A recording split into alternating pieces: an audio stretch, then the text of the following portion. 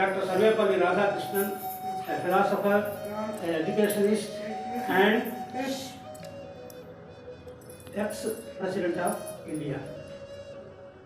In this connection, I would like to request Dr. Anuradha, Founder Chairman, Madam, to address the gathering. Good morning, everyone. The formal speech that it is would like to share my views, opinions, and you all know that Teachers' Day is celebrated as birthday of Dr. Sarvepalli Radhakrishnan. So, విద్యాదానం అన్ని దానాల్లో కన్నా చాలా గొప్పదంటారు. అన్నదానం కానీ విద్యాదానం కానీ చాలు అంటారా ఎవరన్నా?